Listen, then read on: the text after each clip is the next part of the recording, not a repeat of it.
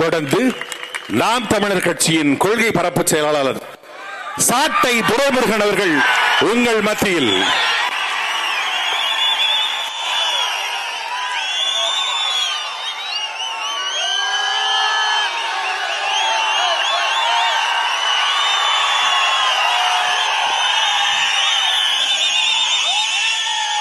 நாம் தமிழர் கட்சியின் சுற்றுச்சூழல் பாசறை நடத்துகிற மலைகளின் மாநாட்டில் வாழுகின்ற பூமியே வணங்குகின்ற சாமி என்று மலைகளை காப்பாற்ற வந்திருக்கிற தமிழினத்தினுடைய கருப்பசாமி எங்களுடைய அண்ணன் சீமான் உள்ளிட்ட அனைவருக்கும் அன்பு வணக்கம். தமிழர்களுடைய வரலாற்றுக்கும் திராவிடருடைய வரலாற்றுக்கும் என்ன வித்தியாசம் என்று பார்க்கிற பொழுது, கல்வெட்டுகளை பார்த்தால் தமிழர்களுடைய வரலாறு தெரியும். இந்த கல்லை வெட்டியதை பார்த்தால் திருட்டு திராவிடருடைய வரலாறு தெரியும்.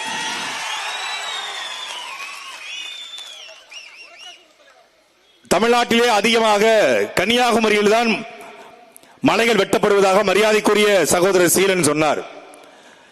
திருநெல்வேலிக்காரங்களும் அதான் சொல்றாங்க, தென்காசிக்காரங்களும் அதான் சொல்றாங்க, மதுரைக்கு போனாலும் அதான் சொல்றாங்க, தர்மபுரியில கேட்டா தம்பிமார்களும் அதான் சொல்றாங்க. தமிழ்நாட்டிலே அதிகமாக கனிம வளங்கள் வெட்டப்படுகிற மாவட்டம் தர்மபுரி என்று.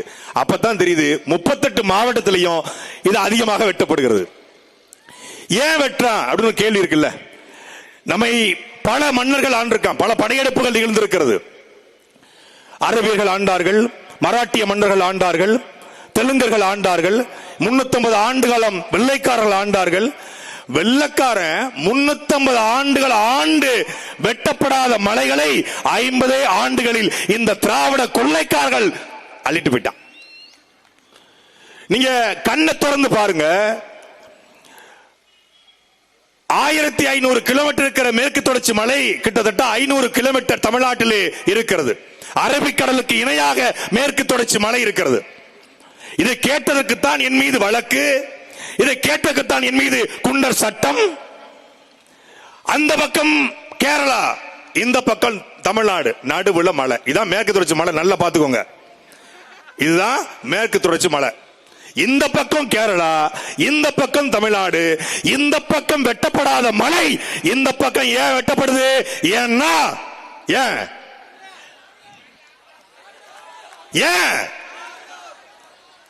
அந்த கேரளாவை நல்ல மலையாளிக்கும் மலையாள தகப்பனுக்கும் பிறந்த அந்த மண்ணையும் மக்களையும் உயிராக நேசிக்கிற ஒரு மலையாளி ஆண்டு கொண்டிருக்கிறார்.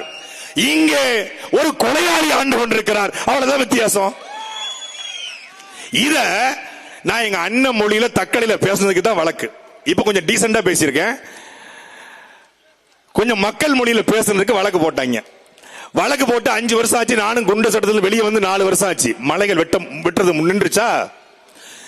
கன்னியாகுமரியிலிருந்து ஒரு நாளைக்கு 1500 லாரிகள் செல்கிறது. தென்காசியிலிருந்து ஒரு நாளைக்கு 700 லாரிகள் செல்கிறது. தேனியிலிருந்து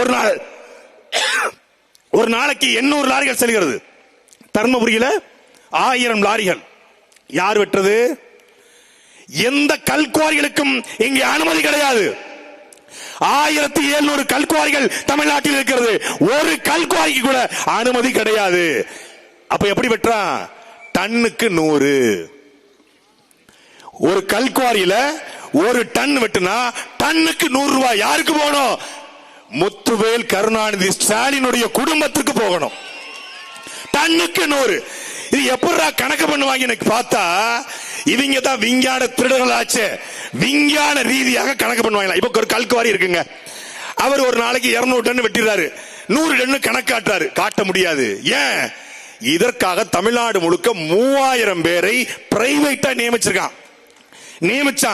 நியமிச்சு இன்ஸ்டாகிராம்ல வீடியோ. என்ன தெரியுமில்ல, உங்களுக்கு 10th படிச்சவரா, +2 படித்தவரா, டிப்ளமோ படித்தவரா, கல்குவாரியை கணக்கு செய்யக்கூடிய உங்களிடம் இது இருக்கிறதா, உங்களுக்கு மாதம் 25,000 சம்பளம், கல்குவாரியில எவ்வளவு டன்னு வெட்டான்னு கணக்கு பண்ணி இவனுக்கு சொல்றதுக்கு 30,000 சம்பளம். இத சாட்டையில போட்டு துண்டு துண்டா உடைச்ச உடனே அந்த ப்ராஜெக்ட் க்ளோஸ். இப்ப என்ன பண்ணிருக்காங்கன்னா, ஒரு கல்குவாரி ஓடணும்னா கண்டிப்பா கரண்ட் தேவை, மின்சாரம் தேவை. அப்ப மின்சாரம் எவ்வளவு இயங்குது அப்படின்னு பார்த்து எவ்வளவு கல்லு வெட்டிருக்கான்னு கண்டுபிடிப்பாங்க. இதற்கு தமிழ்நாட்டில் கனிம வள இயக்குனர்கள் ஒரு கல்குவாரிக்கு போறது எவ்வளவு மீட்டர் யூனிட் மின்சாரம் ஓடிருக்கு, 100 யூனிட் ஓடிருக்கு. அப்பன்னா நீ 200 டன் கல்லு வெட்டிருக்க, அப்ப நீ காசு கொடு. ஏ அப்பா, உலகத்துல இவங்கள மாதிரி சிந்திக்கிற அறிவாளிகள் எங்கேயும் பார்க்க முடியாது. திருடுவதுல மின்சாரத்தை கணக்கு பண்ணி டன்னுக்கு 100 வாங்குறான். இப்படி இந்த தேர்தலுக்குள்ள 2000 கோடி வசூல் பண்ண வேண்டும் என்று யார்ட்ட ஒப்படைச்சிருக்காங்க? திரிசங்கு அப்படின்னு ஒரு நபத்தை ஒப்படைச்சிருக்காங்க. திரிசங்கு வட மாவட்டம். தென் மாவட்டம் யாரு? ஏற்கனவே கடந்த 10 ஆண்டு காலமாக ஒட்டுமொத்த கனிம வளத்தையும் கொள்ளையடித்த, அன்னைக்கு ஆத்துக்கு நடுவே அணையை கட்டினான் என் பாட்டன் கரிகாலன். இன்னைக்கு தமிழ்நாட்டுடைய அத்தனை மலைகளையும் உடைச்சுக்கான் இந்த திருட்டு கனிம வள கொள்ளையன் கரிகாலன். கரிகாலன், திரிசங்கு, இந்த 2 பேருக்கு மேல யாரு? சேகர் ரெட்டி.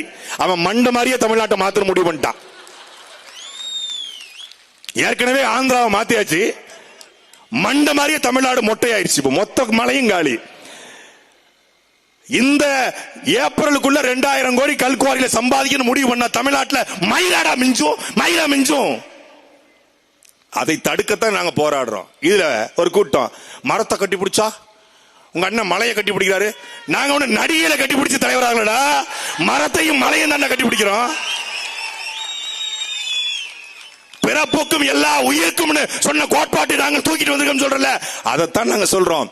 இந்த மலைகளை காப்பாற்றுவது என்பது காட்டு இருக்கக்கூடிய புலிகளையும் சிறுத்தைகளையும் யானைகளையும் மான்களையும் மான்களையும் காட்டுக்கூடிய மயில்களையும் காட்டுக்கூடிய வண்ணத்து பூச்சிகளையும் காட்டுக்கூடிய அணில்களுக்கும் சேர்த்து தாண்டா நாங்க அரசியல் பண்றோம். அதையும் காப்பாற்றணும் எங்க அண்ணன் தான் வரணும்.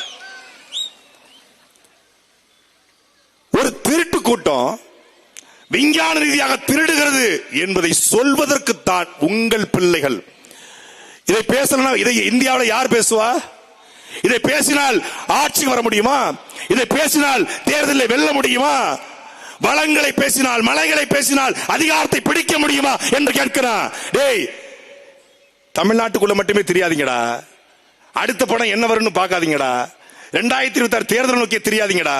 கொஞ்சம் கூகுள சர்ச் பண்ணி பாருங்கடா. கூகுள தென் மத்திய அமெரிக்காவில் ஒரு நாடு இருக்கிறது.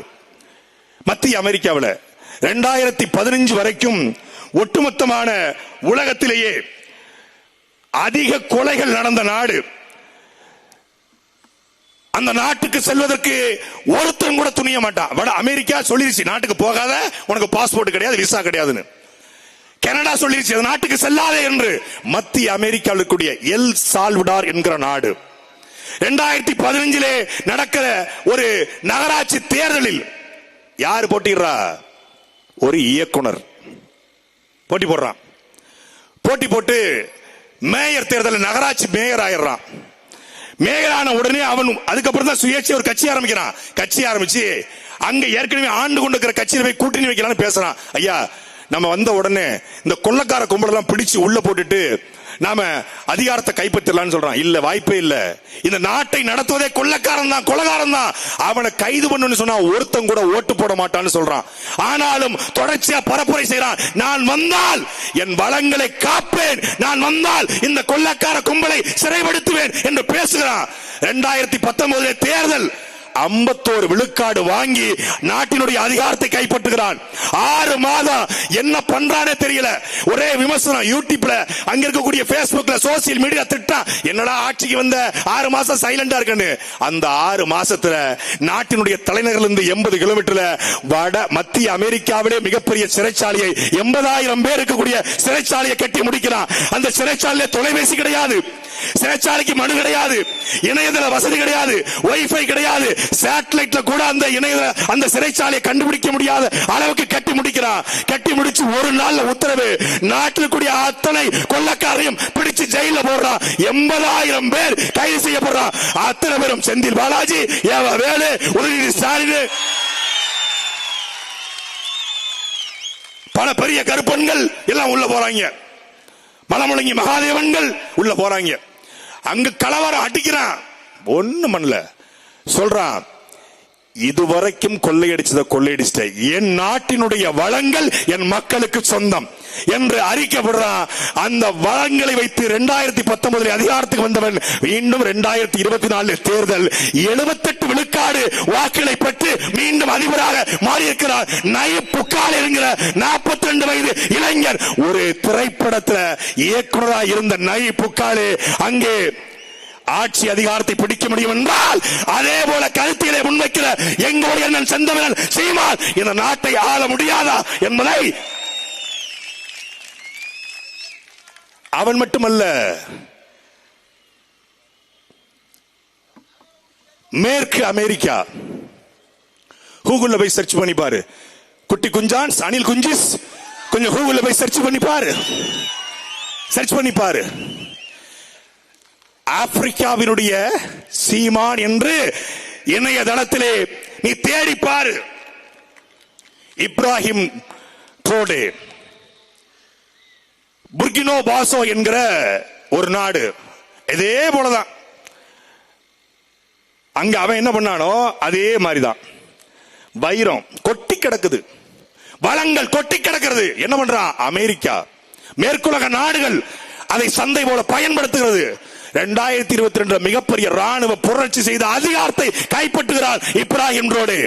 வந்தவர் என்ன சொல்ற, டேய் என் வளங்கள் என் மக்களுக்கு சொன்ன அறிகிறான். ஒரே நாள் இன்னைக்கு கத்துறான், கதறான். ஐநா ஐயோ மனித உரிமை மீறல், ஐயோ இது பாசிசம், ஐயோ இது ராசிசம். போட என் வெங்காயம். நீ நினைச்சுக்கிட்டு இருக்க ஒரு கருத்த ஆளு ஏதோ டிஷர்ட்டை போட்டு பேசுறாரு, ஏதோ ஈழம் பிரபாகரன் பேசுறாரு, ஏதோ மலை மாடுன்னு பேசுறாரு, ஏதோ மரம்னு பேசுறாரு.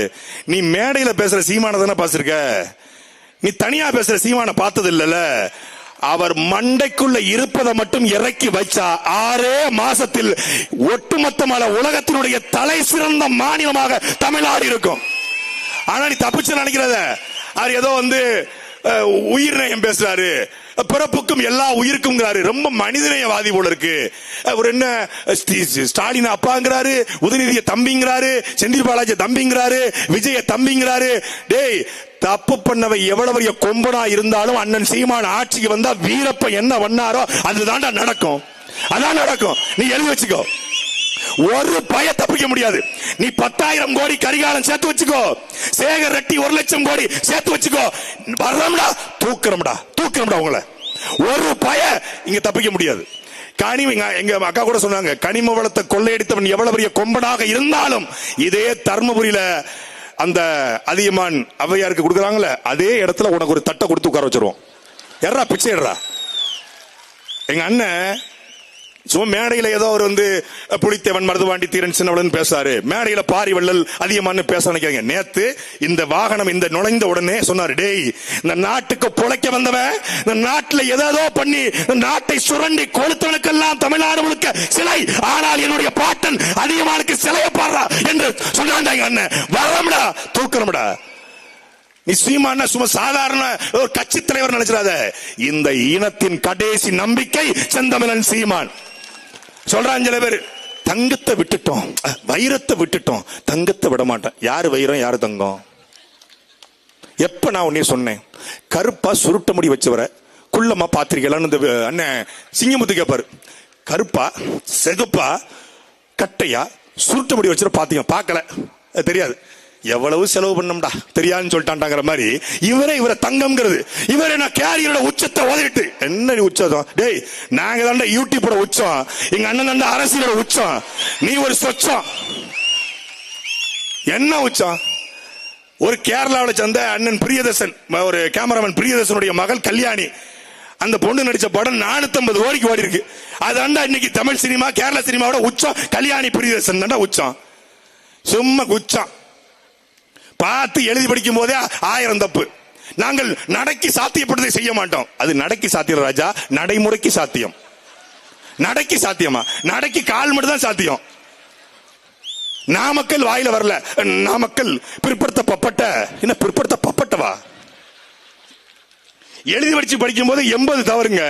சென்னை மாகாணத்துக்கு சென்னை மகனம், சென்னை மகாணம் பாடிதிக்கப்பட்டுள்ளா, பாதிக்கப்பட்டுள்ளருக்கு பாடிதிக்கப்பட்டுள்ளது. நாமக்கல்னாலே நமக்கு தெரியும், நாமக்கல்னாலே லாரிக்கு பாடி கட்டுறதுதான். சங்கரன் கோயில் நமக்கு தெரியும், பிரியாணி தான். கோயில்பட்டினா கடலை மிட்டாய் தான். சாத்தூர்னா சேவு தான். திண்டுக்கல்னா பூட்டு தான். மதுரைனா மல்லி தான். தகடூர்னா அதிகமான் தான். ஓசூர்னா பெங்களூர்னா பியர் தான். இது எல்லாருக்கும் தெரியாது பேரு. நாமக்கல்னா முட்டை தான். நீ கூமுட்டைங்கிறது உலகத்துக்கே தெரியும். நாமக்கல் முட்டை அது பேசுற நீ ஒரு கூமுட்டைன்னு உலகத்துக்கே தெரியும். நாமக்கல் முட்டைன்னு இவர் வந்து சொல்லுமா, இது ஒரு எக் சிட்டி, இது ஒரு டிரான்ஸ்போர்ட் ஹப். என்ன நீ அரசியல் பேச வந்தியா இல்ல எங்களுக்கு வந்து ஏபிசிடி சொல்லி கொடுக்க வந்தியா? உனக்கு தெரியாதுன்னா நீ வீட்டுல உட்காந்து பயிற்சி எடு.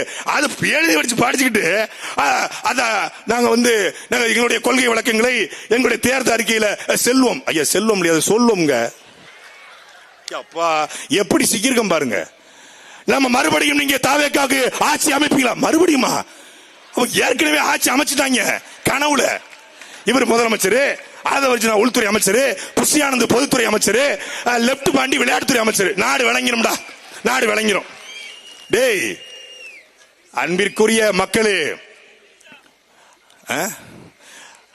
ஒரே ஒரு முறை புரிந்து கொள்ளுங்கள். இந்த ஆட்டம் என்பது தமிழ் தேசிய இனத்தினுடைய வரலாற்றை மாற்றுகிற ஆட்டம். இந்த தேர்தல், இந்த தகடூர்ல குடியிருக்கிற மான தமிழர்கள், நான் உண்மையிலே இந்த மூச்சுக்காற்றை, நம்முடைய வீரப்பனுடைய மூச்சுக்காற்றை, அதிகமானுடைய அவையாருடைய மூச்சுக்காற்றை சுவாசிப்பது உண்மை என்றால், எங்களுடைய மலையை மண்ணை காக்க, இயற்கையை காக்க நிற்கிற செந்தவன் சீமானை அதிகாரத்துக்கு அனுப்புவோம் என்று சூழ்நிலைகள். இல்லன்னா பண்ணாரி அம்மன் கிரானைட்ஸ் மொத்த மலையும் தின்ட்டு போயிருவான். பண்ணாரி அம்மன் பேரை வச்சுட்டு கிரானைட் மொத்த மலையும் தின்றுவான். கரிகாலன் ஒரு சேகரட்டி மொத்தமா தின்றுவான். எதுவும் இருக்காது, வெறும் தரதான் மிஞ்சும். ஒரே பாம் 30 கிலோமீட்டர் க்ளோஸ் வடிவேல் சொல்ற மாதிரி ஒரே ஒரு ஆட்சி மொத்த தமிழ்நாடு க்ளோஸ் ஆயிரும். அதனால விழித்துக் கொள்ளுங்கள். கடைசி ஆட்டத்திற்கு திராவிடம் தயாராகி கொண்டிருக்கிறது.